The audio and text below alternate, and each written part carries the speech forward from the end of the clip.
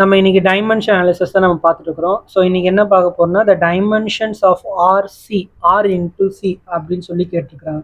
So R வந்து resistance, C is the capacitance. So அப்போ அது ரெண்டுத்தோட டைமென்ஷன் தான் நம்ம கேட்டிருக்கிறாங்க.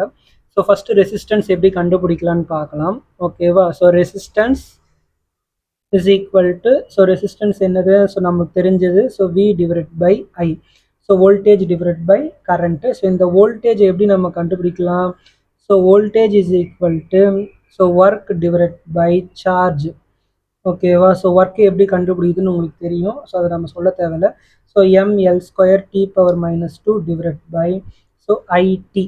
ஸோ இந்த டீயும் ஐயும் மேலே போயிடுச்சு அப்படின்னா ஸோ உங்களோட voltage is equal to, so ml square t power minus 3 I power minus 1. இது voltage. ஓகேவா? ஸோ அப்போ அதை எடுத்துகிட்டு போயிட்டு இந்த ரெசிஸ்டன்ஸில் கொடுத்தோம் அப்படின்னா so R is equal to, so ml square t power minus 3 I power minus 1 divided by I. ஓகேவா? So the final answer is ml square t power minus 3 I power minus 2. Resistance கண்டுபிடிச்சாச்சு நம்ம. So இப்போ capacitance C is equal to, formula என்ன? Capacitance charge divide by voltage.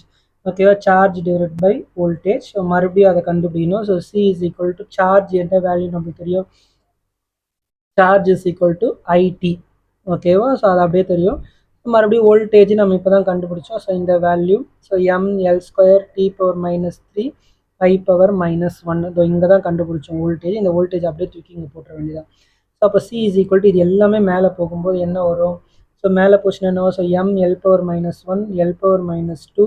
So T power minus 3 மேலே போச்சுன்னா plus three இது ஒரு plus 1 is D power 4. இந்த minus 1 மேலே போயிடுச்சுன்னா ப்ளஸ் 1 இது ஒரு plus 1. So I power plus 2 அப்படின்னு மாறிடும். ஸோ இப்போ நம்மளுக்கு தேவை என்ன? R into C. ஸோ அப்போ ஆர் என்ன? So ml square T power minus 3 I power minus 2 into m minus 1 L power minus 2 T power 4 and I square. இது ரெண்டுத்தையும் மல்டிப்ளை பண்ணும். இப்போ என்ன ஆகும்? இது ப்ளஸ் 1 மைனஸ் 1 கேன்சல் ஆகிடும். மைனஸ் 2 இது ப்ளஸ் 2 கேன்சல் ஆகிடும். இது I minus 2 I plus 2 cancel ஆகிடும். minus 3 plus 4. So the final answer is T. Dimension analysis is C. அப்போ RC is equal to only time. RC is equal to only time. So option C is the right answer.